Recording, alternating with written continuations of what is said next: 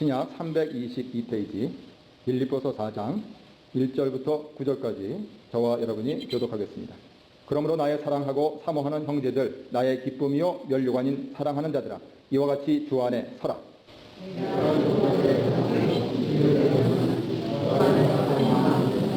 또 참으로 나와 멍에를 같이 한 네게 구하노니 복음에 나와 함께 힘쓰던 저 여인들을 돕고 또한 글레멘드와 그 외에 나의 동역자들을 도우라. 그 이름들이 생명책에 있느니라. 너희 관용을 모든 사람에게 알게 하라. 주께서 가까우시니라.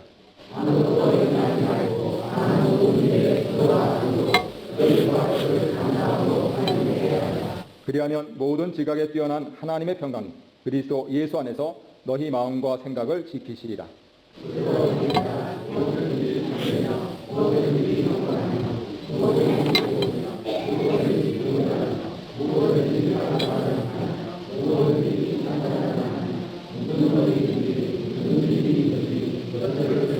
합독합니다. 너희는 내게 배우고 받고 듣고 본 바를 행하라. 그리하면 평강의 하나님이 너희와 함께 계시리라. 아멘. 오늘 봉독하신 말씀으로 갈등을 해결하는 법이라는 제목으로 하나님 말씀 증거하도록 하겠습니다. 은혜가 풍성하신 하나님께서 오늘 말씀을 통하여서 성도님들께 어떻게 우리가 행복하게 살 수 있는가 하는 부분들에 대한 지혜를 주시기를 바랍니다. 갈등이라고 하는 것은 우리 옛날 어르신들은 아시죠? 갈등. cik넝쿨하고 등넝쿨이 같이 서로 비비 꼬입니다. 서로 햇빛도 더 많이 받고 땅에 기운도 더 많이 받으려고 그냥 경쟁하듯이 베베 꼬이는데 그래서 그것을 갈등이라고 부릅니다. 하지만 그로 인해서 많은 사람들이 뜨거운 햇볕 아래서 그늘을 얻고 그리고 거기에서 많은 제어들을 또 채취하기도 합니다. 그래서 이 베베 꼬인다 하는 이 부분들만 보면은 아이고 나무가 그냥 곱게 올라가는 게 늠름하고 아름답지 왜 그렇게 꼬이냐 하고 비판하실 수도 있지만 어차피 그것은 해결되어야 하는 부분들이고 그리고 그로 인해서 우리가 기대치 못했던 여러 좋은 결과들이 난다 하는 점들을 생각할 때 이 갈등은 문제가 아니고 이 갈등은 숙제다.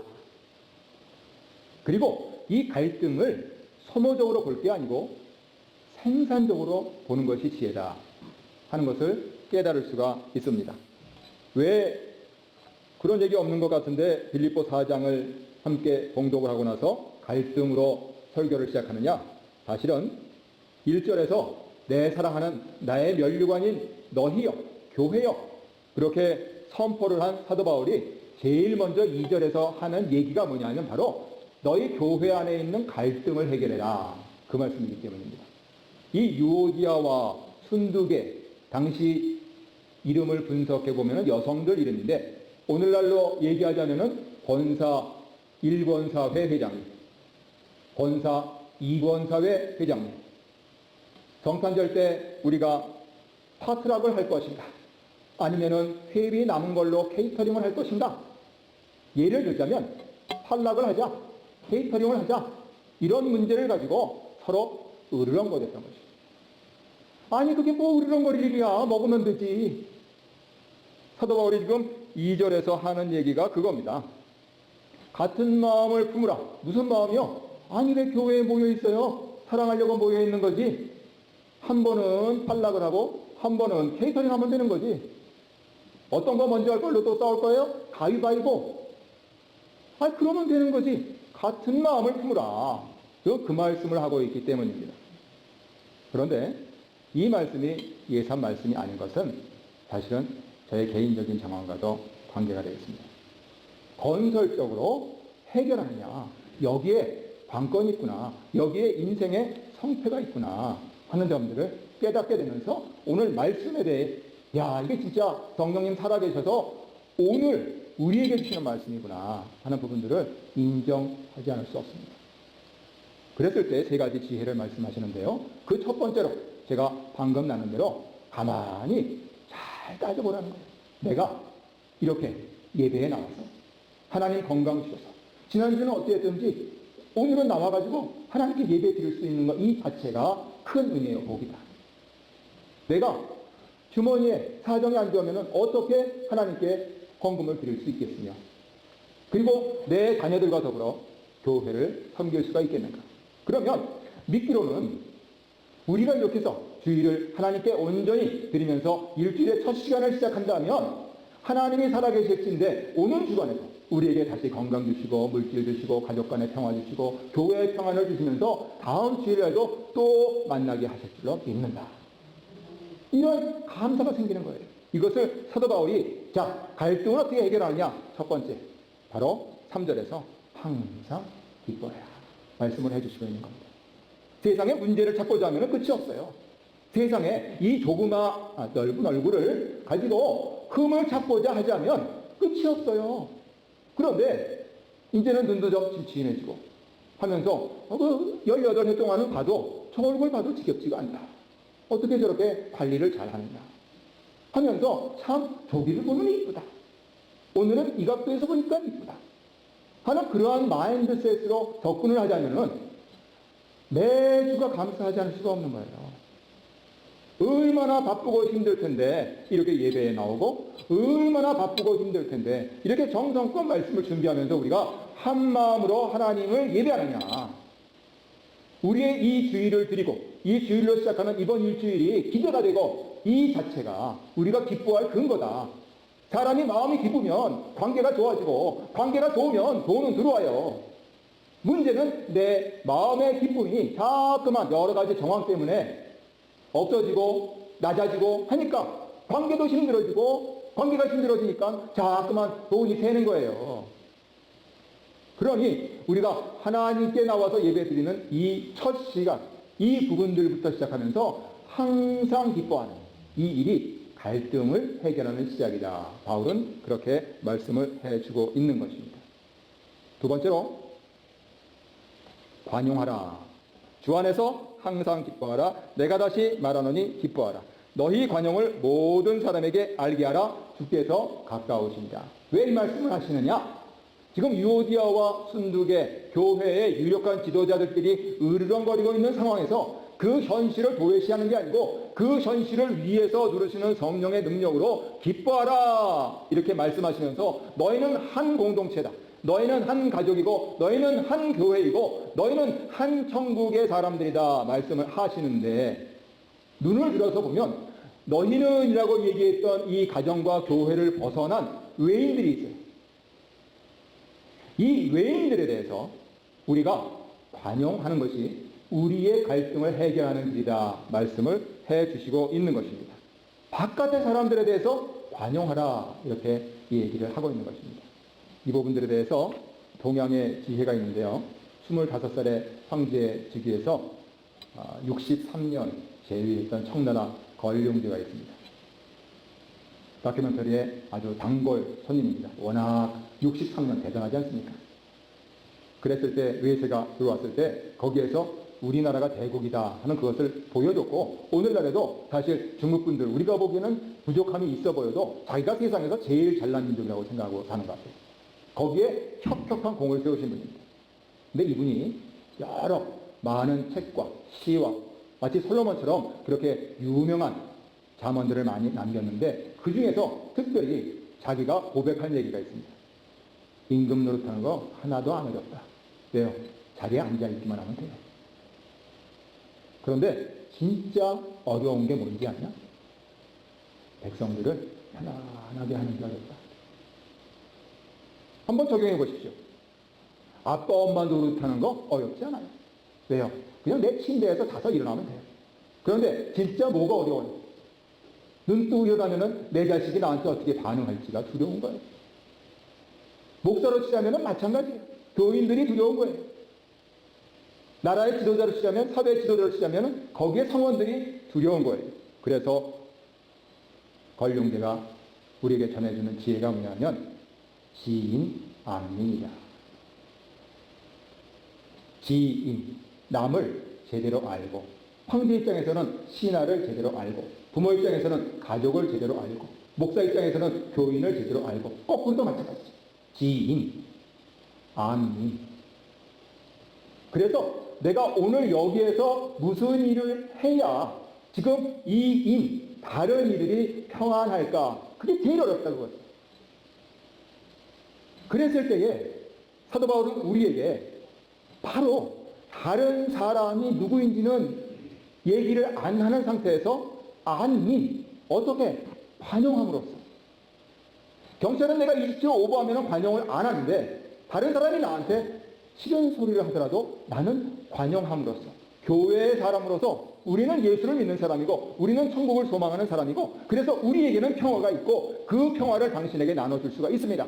당신은 아직도 평화를 모르고 당신은 아직도 예수를 모르고 당신은 아직도 관계가 힘들어서 이 험한 말을 나한테 하지만 나는 관용합니다. 하는 이것을 보여주라. 이렇게 얘기합니다. 살다 보면 그러면 갈등이 해결돼요. 그건 이상합니다. 문제는 밖의 갈등이 해결되는 게 아니에요. 안의 갈등이 해결돼요. 모르긴 몰라도 빌립보 교회가 어떻게 내일 본문 말씀 보시면 사도 바울한테 또 많은 헌금을 하거든요. 이 사실 넣어줘야 돼요. 옥중에서 편지 보내기 때문에. 그런데 어떻게 그렇게 할 수가 있었느냐?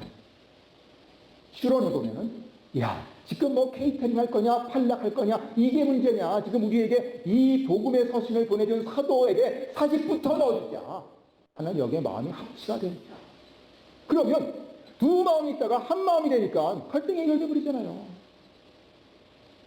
그 길이 바로 외인들에게 예수 믿지 않는 사람들에게 관용을 베풀 거기에 있다.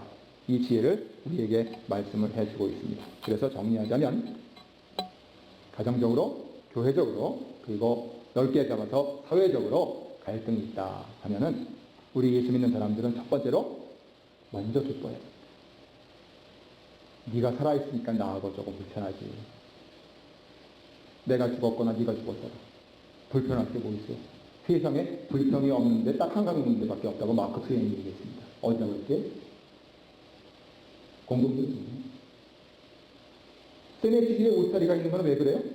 아무도 밖에 있는 사람은 그 안에 들어가고 싶어 하지 않고 안에 있는 사람은 나올 수가 없기 때문이라고 마크 트웨인이 얘기했어요.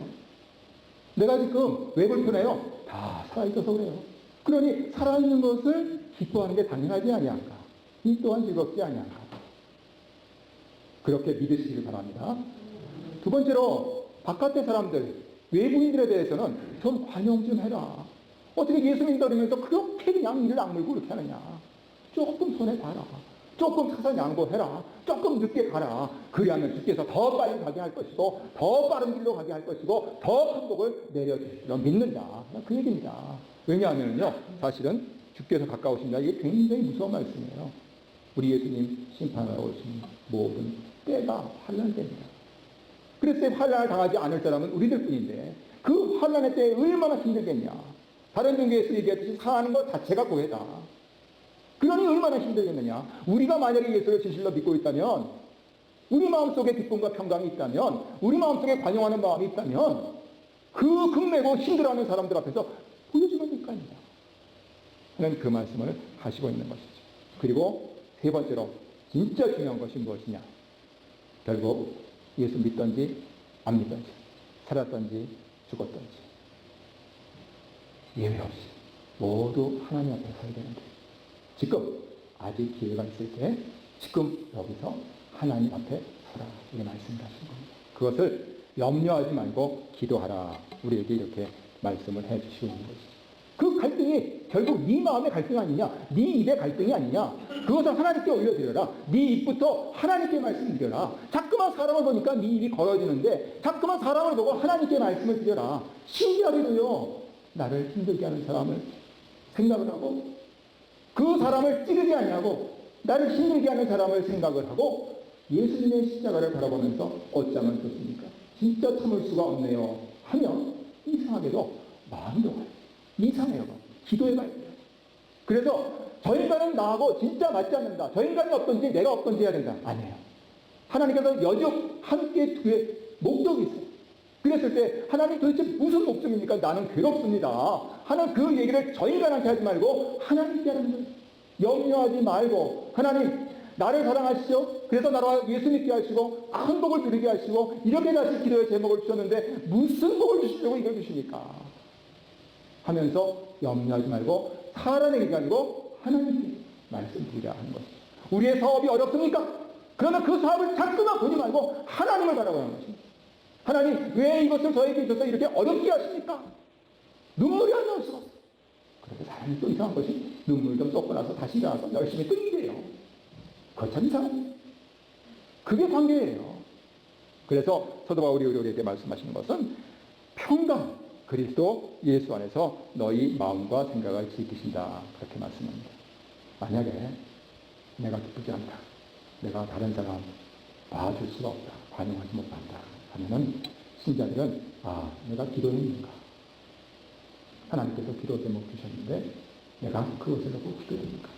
이것을 제일 먼저 살펴야 되는 것이죠. 다 오늘 설교 듣고 잊어버리시더라도 이 결론 하나만은 절대로 잊어버리지 마시기 바랍니다. 기뻐하겠다. 관용하겠다. 기도하겠다. 벌써 문 열고 나가면은 또 잊어버리는데 이거는 잊지 마시기 바랍니다. 그래서 사도 바울이 오늘 본문 말씀에서 1절에서 2절에서 4절에서 거듭 강조해서 말씀하십니다. 이 모든 것을 그리스도 예수 우리 주 안에서 생각하고 행하라 말씀하십니다. 알기만 하고 행하지 않으면 쓸데가 없어요. 기껏 책 읽었는데 시험 안 치면은요 점수가 안 나와요. 생각하고 행하라. 주 안에서. 네가 생각하고 네가 행하지 말고 예수를 생각하고 예수처럼 행하라 하는 그 말씀인 것입니다.